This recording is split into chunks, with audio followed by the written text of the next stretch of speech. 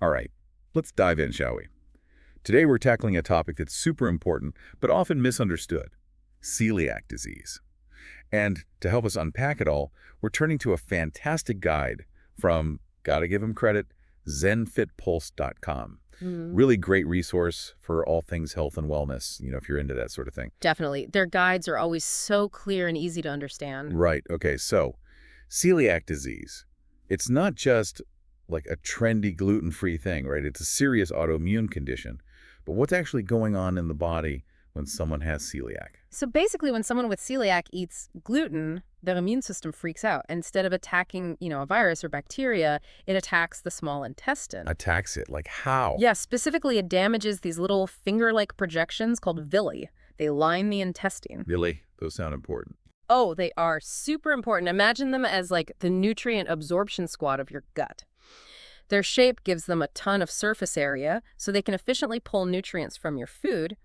But when they get damaged, it's like trying to catch nutrients with a net full of holes. Ah, got it. So that's where the whole cascade of like classic celiac symptoms comes in. Yeah, exactly. The usual suspects: diarrhea, bloating, that uncomfortable gassy feeling. Right, right. But I mean, there's got to be more to it than just digestive woes, right? Oh, absolutely. You can also have fatigue, anemia, might even lose weight without trying, sometimes skin rashes. And that's just the beginning. If it goes untreated, things can get, well, more complicated. Complicated how? What kind of risks are we talking about if celiac isn't managed? Well, for starters, nutrient deficiencies can lead to weak bones, osteoporosis, and then there's the increased risk of other autoimmune conditions like type 1 diabetes or thyroid disease. Hmm, that's a lot to deal with.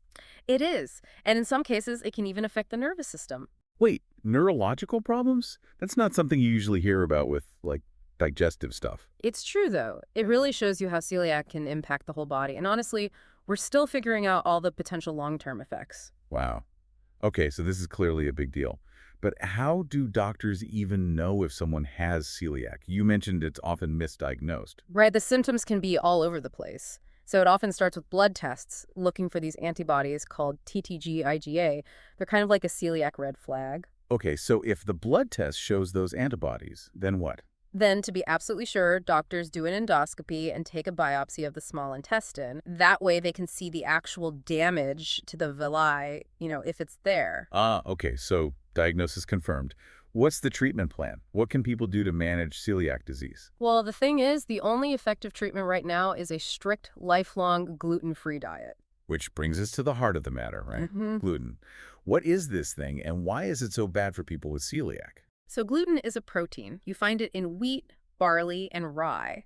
It's what gives bread that chewy texture, helps dough rise. Like, think about a nice, crusty loaf. That's gluten at work. Okay, but why is it public enemy number one for people with celiac? Because even a tiny bit can trigger that immune response we talked about, and that leads to more damage in the small intestine. So it's a lot more than just skipping bread, isn't it? Gluten hides in all kinds of places. Oh, it's a sneaky one. Processed foods, sauces, soups, even some medications and supplements can have gluten lurking in them. It sounds like a real challenge to navigate. If you're finding this as interesting as I am, I highly recommend checking out zenfitpulse.com. They really do have a ton of great articles, and it's not just about celiac disease. It's like a whole library of health and wellness info. Totally. And if you want to keep exploring topics like this with us, don't forget to subscribe to The Deep Dive. We'll be right back to unpack more about the gluten-free lifestyle. So yeah, gluten, avoiding it though, that can be tough. It's got to be like a full-time job almost, right? Yes. Reading every label, making sure everything's safe. Where do you even start with building a gluten-free diet that doesn't feel, I don't know, super restrictive? Well, the good news is it's not all about what you can't eat. The best place to start is actually focusing on the foods that are naturally gluten-free. Make those the foundation of your diet. Okay, so like what are we talking about here? Give me some examples. Think fresh produce, like all the fruits and veggies you can handle. Then you've got your lean proteins: chicken, fish, beans, lentils, all that good stuff. And of course, healthy fats are important too. Avocados, nuts, olive oil. That actually sounds like pretty doable. Not too bad. What about grains though? Like rice is okay, right? Rice is a fantastic gluten-free option. And there are so many different kinds to try. You've got brown rice, white rice, jasmine rice, basmati rice. Oh, I love basmati Me rice. too. And you're not limited to just rice either. Quinoa is a great choice. And there's also millet, buckwheat. Buckwheat pancake. Exactly. And then there's oats, but there's a catch with oats. A catch. Yeah, oats themselves are gluten-free. The problem is they're often processed in facilities that also handle wheat, barley, and rye. Ah, so cross-contamination. That's a big worry with celiac, right? Huge. It's not just about the ingredients themselves, but also how they're handled. Even tiny crumbs of gluten can cause problems. So people with celiac have to be really careful. So how do you even manage that? Like, what are some strategies for avoiding cross-contamination, especially at home? Well, think about it like this. You want to create gluten-free zones in your kitchen. Separate cutting boards, separate utensils, a separate toaster. Wow, that's serious. It is. Even things like colanders.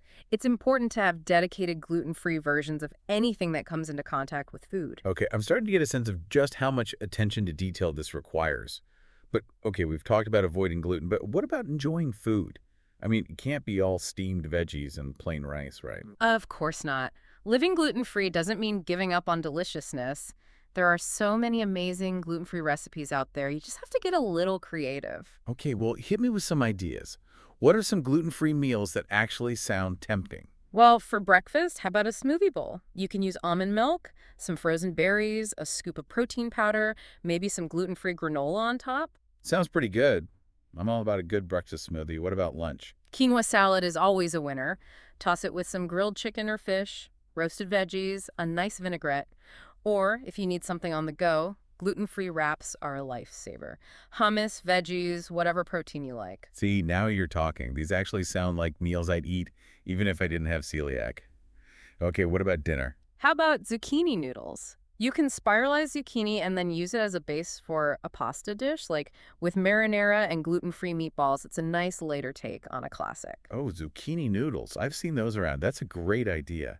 What if I'm feeling like adventurous, though? Yeah. Craving something a little more exotic? Well, then maybe Thai coconut curry would be up your alley. Lots of veggies, chicken or tofu, coconut milk, all those fragrant spices.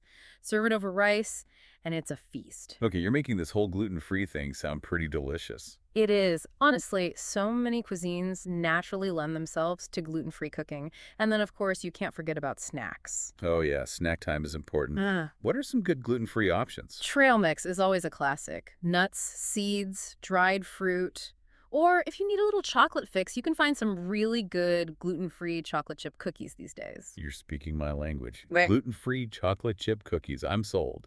Do you have any recommendations for, like, websites or cookbooks that have good gluten-free recipes? I know we've mentioned zenfitpulse.com a couple of times. Oh, definitely check out zenfitpulse.com. They have a whole section dedicated to gluten-free recipes, and they're all really tasty and easy to follow. Awesome. And hey, if you're enjoying this deep dive as much as we are, be sure to hit that subscribe button and stay tuned. We've got a lot more to cover. We'll be back in a flash to talk more about navigating the gluten-free life. All right, so we've covered the basics of gluten-free eating, like what to eat, what to avoid, how to stock your kitchen. But what about, life outside the kitchen? Yeah, gluten-free living isn't just about what's on your plate, right? It's about navigating a world that's, well, not always gluten-free friendly. Exactly. Like Yeah. eating is such a social thing. Dinner parties, restaurants, How do people with celiac handle those situations? It can definitely be tricky. You can't just grab a snack off a shared plate or just order whatever looks good on the menu. You have to Yeah. be constantly thinking about ingredients, how things are prepared. Right, because even a little bit of cross-contamination can be a problem. I imagine that can feel, I don't know, awkward sometimes. Yeah, definitely. But communication is key, I think. Don't be afraid to be upfront with your friends and family, with servers at restaurants. Explain your situation.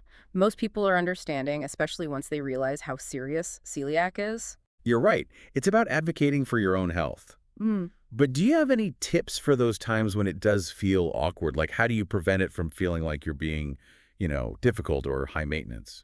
I think a little humor can go a long way. It's something like, oh, I'm on a top secret mission to avoid gluten. It's kind of an adventure. I love that. It lightens the mood, keeps things positive. Yeah. Okay, what about travel?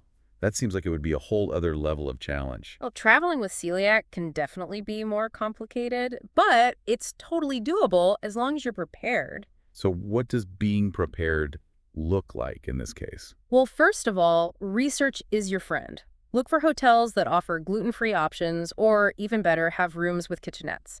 That way you have more control over your food. That's a good idea. Yeah, and if you're flying, let the airline know about your dietary needs in advance. And this is key. Always, always pack snacks. Plenty of gluten-free snacks to keep you going. You never know when you'll be in a bind. That's smart. Okay, but what about like actually experiencing the places you travel to? Trying new foods is a big part of that for a lot of people. Does celiac put a damper on that? I get that for sure. And honestly, it doesn't have to. You can still explore different cuisines. It just takes a little more, well, planning. Planning. How so? Do some research before you go. Look up local dishes that are naturally gluten-free or ones that can be easily adapted.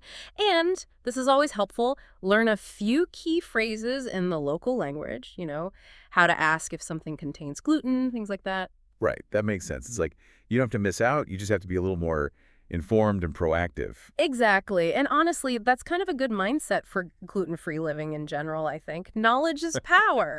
Couldn't agree more. The more you understand celiac disease, the more you understand gluten, the better equipped you are to make choices that keep you healthy and happy. Totally. And it's a journey. You learn as you go. Celebrate your successes. Be kind to yourself when you have a slip up. It's all part of the process. Well said.